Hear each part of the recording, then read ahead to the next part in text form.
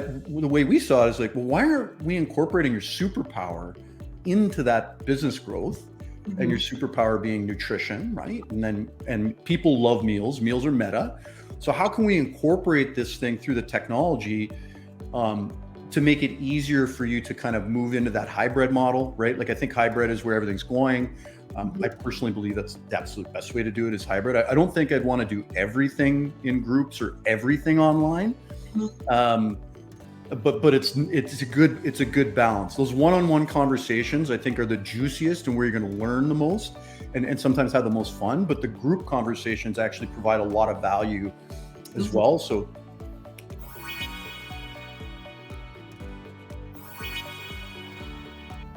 hello, everybody, and welcome. Happy Thursday to everyone. And Lesli Bitel here, business strategist and mentor.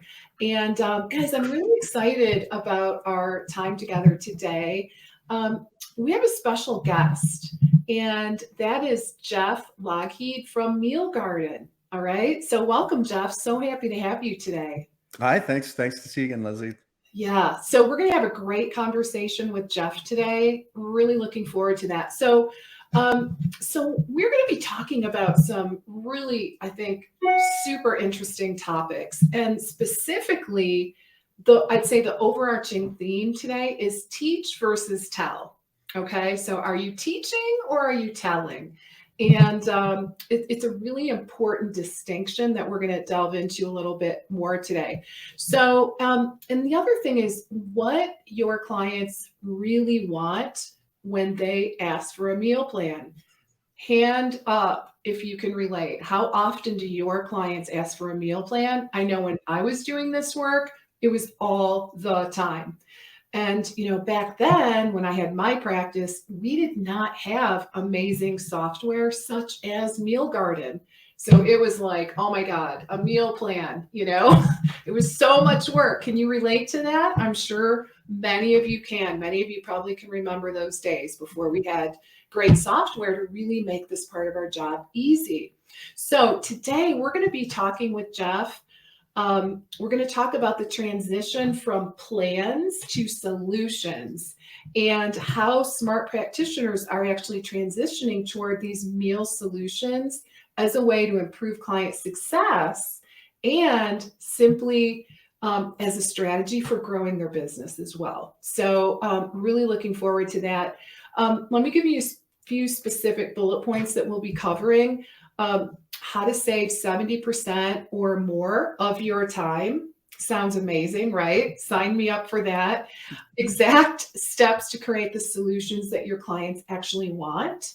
How to make it easy as possible for your clients to get tangible results, and some proven strategies to expand your business in a fun and easy way, which that's what we're all about, guys. Why else would we be doing this if we didn't want to have some fun, some flexibility while making a great living, serving people that we really enjoy being with. So, all right, with that little background, so welcome again, Jeff. Really happy to have you here with me. Why don't we start by you telling us a little bit about your background and your story? Sure. Yeah. So my background is, what's a good way to put it? So right out of school, I started at a technology company, a startup. This is about almost 20 years ago.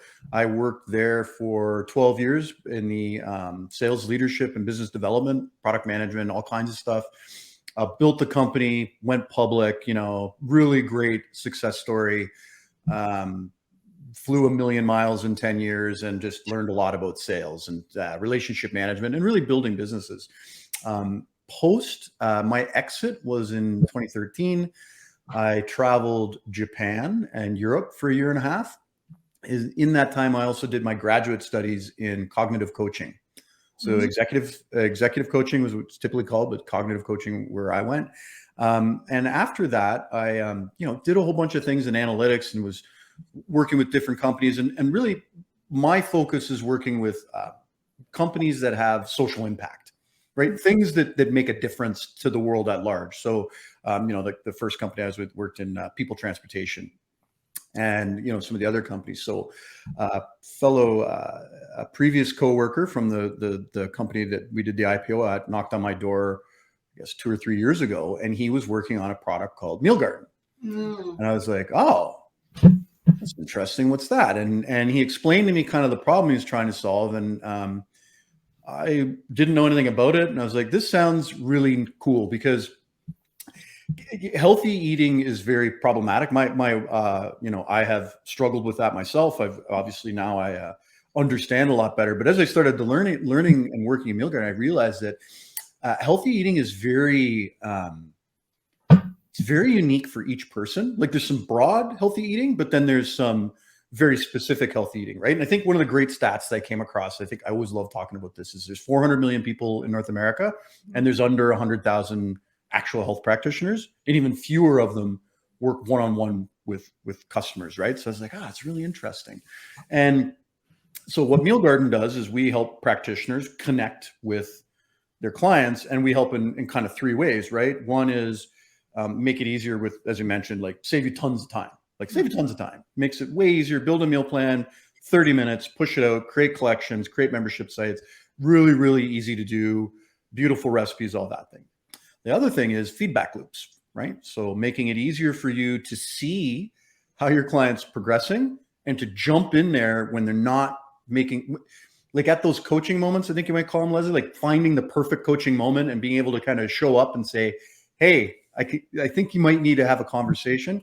And then the third thing is kind of growing your audience, right? Building your business. So memberships, free programs, this idea of building the customer journey in those relationships. So I thought it was exciting. I was like, this sounds great. My co-founder Vlad decided, hey, let's build a team and build it out. And that's what we've been doing since then. And that's what we're doing today. That's awesome. So a really unique background.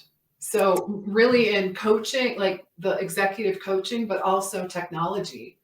Yeah. The executive coaching, I think, was one of the things that, I think you're an MBA, right? So when I graduated, which is, I was like, well, should I do an MBA or should I do this cognitive coaching thing? And where I grew up and where I was trained at Trapeze, it's a very successful company. We had folks like yourself that were just great coaches, right? And they were like, ask the right questions and really let us get out there and learn and grow and succeed. And I was like, I think that'll be more interesting for me right now versus an MBA. So that's what I went on. It was just like, I could see that. Life changing, right? Life changing. The power of questioning is, and I think you and I are both in sales, and everybody's in sales.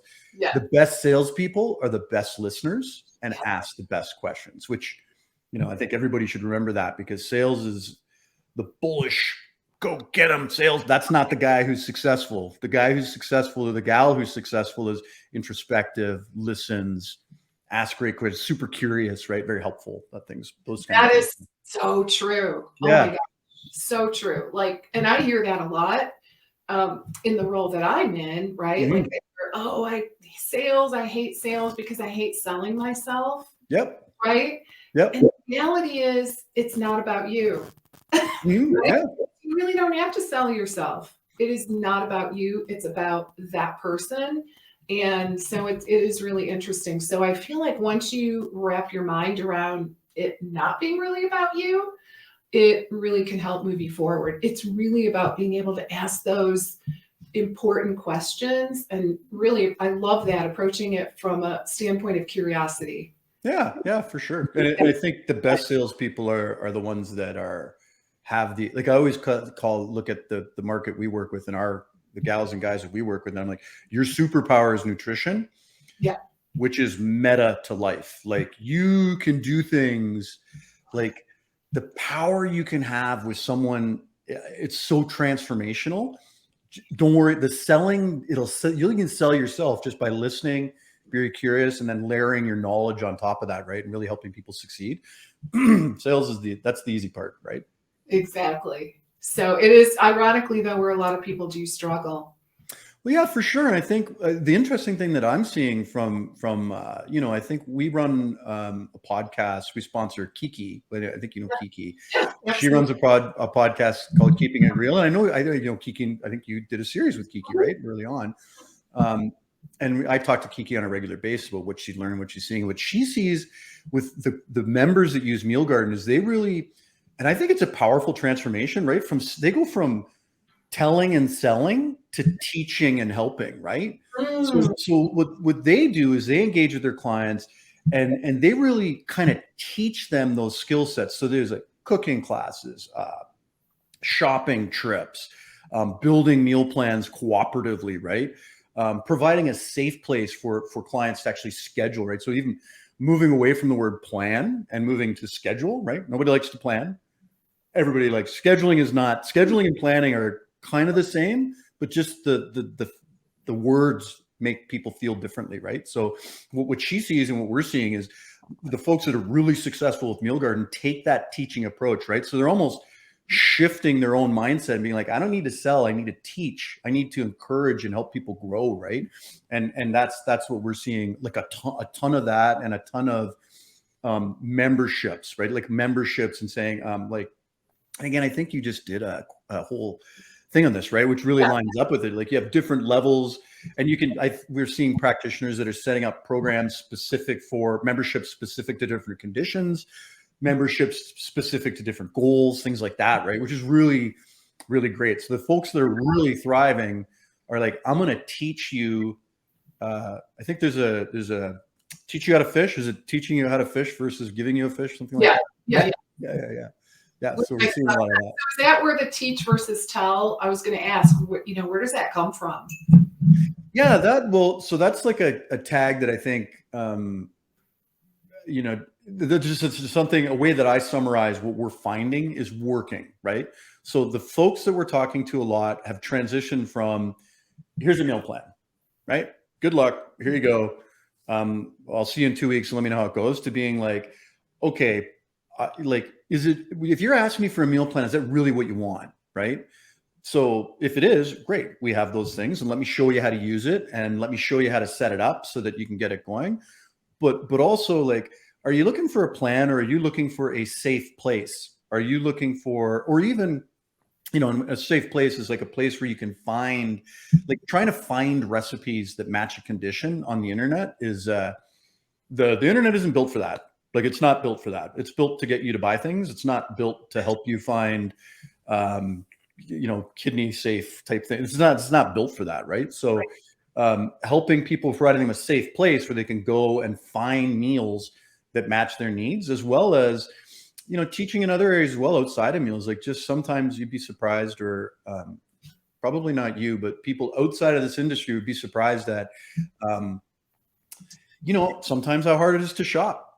Some people try and reading a nutrition label, like things like that, like just teaching those meta skills, so you're more comfortable, like nourishing yourself, right? And being able to navigate the world, right? Like sometimes it feels like food manufacturers are, sometimes feel like they're kind of working against us. I don't think that's the case, but sometimes they can make it easier for us to help, right? Mm-hmm. Right. Absolutely. So tell us a little bit about, when someone asks for a meal plan, what are they really asking for? Yeah, well, so that's the thing. I think it's great when somebody asks you for a meal plan. I think this is a great coaching opportunity, right? So you can kind of think of a good question. Somebody asks for a meal plan. I think most people are like, sure, okay, let's go into intake mode and start telling me what you want that meal plan. So food preferences, right? That's a great way to do it. And that makes sense. But another way to do it might be like, okay, what do you want to achieve with your meal plan? Right? Like, what do you want to achieve? What do you, if I provide this to you, what is that going to look like? Right. And then being able to dig in. And I think when you dig into that, again, what people are asking for is like, I don't know what to do.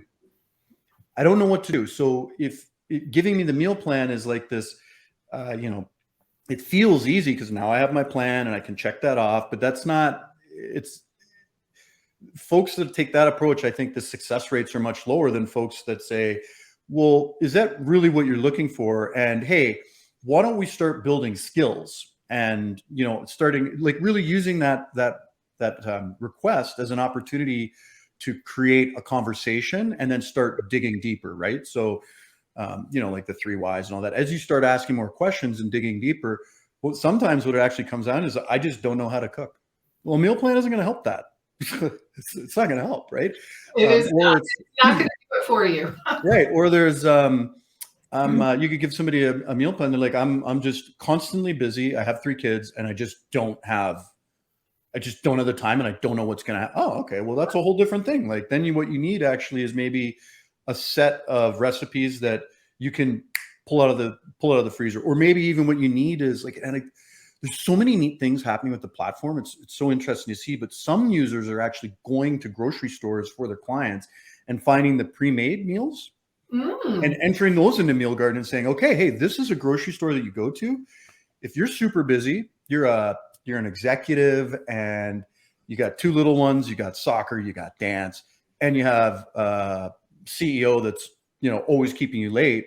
Hey, you know what? You got to go to your HEB and you need to pick up a pre-made meal, which we already know. We've entered the nutritional information, so you can see it. This pre-made meal will work for you. It's healthy. It'll fit in your lifestyle.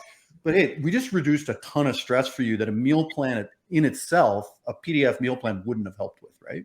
So those are some of those kind of examples, right? Love that. Maybe I think it'd be a good idea if you shared a little bit about the platform. Okay, and in what way? In what way? Like how can this particular platform, because you mentioned some of the, movement forward in terms of the capabilities. So where, give us a little update on what is possible. And, the other thing that you mentioned, I guess it's a 2-pronged question.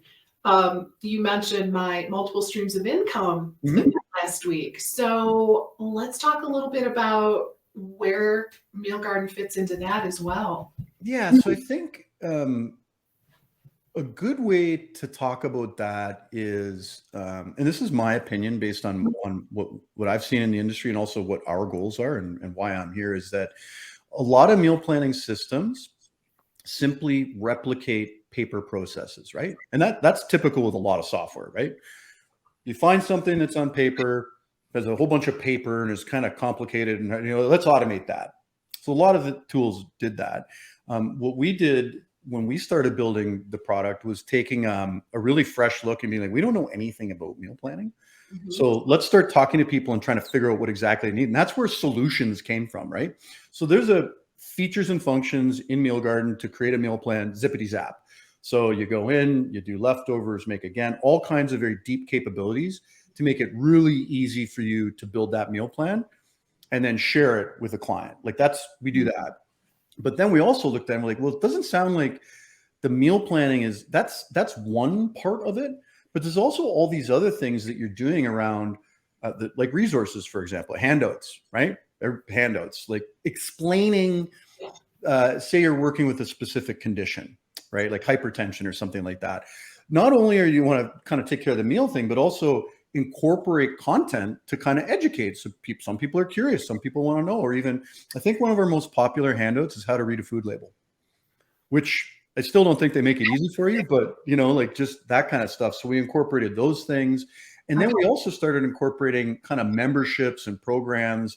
And again, this really came from conversations with practitioners around being like, what are you trying to do? And like, I want to grow my business. Yeah.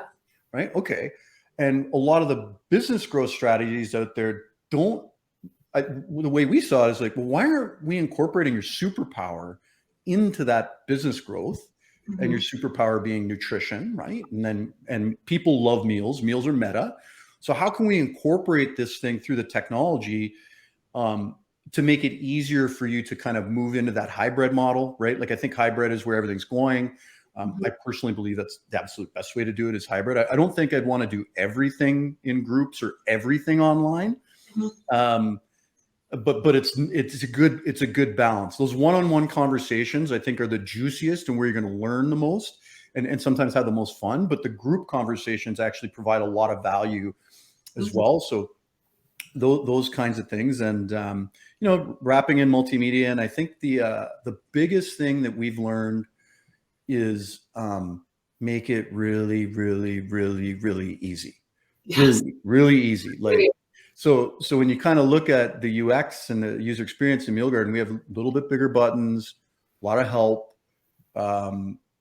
just a lot of contrast, a lot of obviousness, because the other thing, like we heard a lot from our clients is I want to get in, I want to get my things done, and then I got to get going. Like everybody has, what's one of the things that we were talking about is nobody got into this business to work 90 hours a week. That's not what we want to do, right? So how can we make it easier for people along this path? And I think, for me, coming from my background, relationships are key, right? One of the themes we had back when we were running sales teams and stuff was keep the conversation going. Once you've started a conversation, keep that conversation going.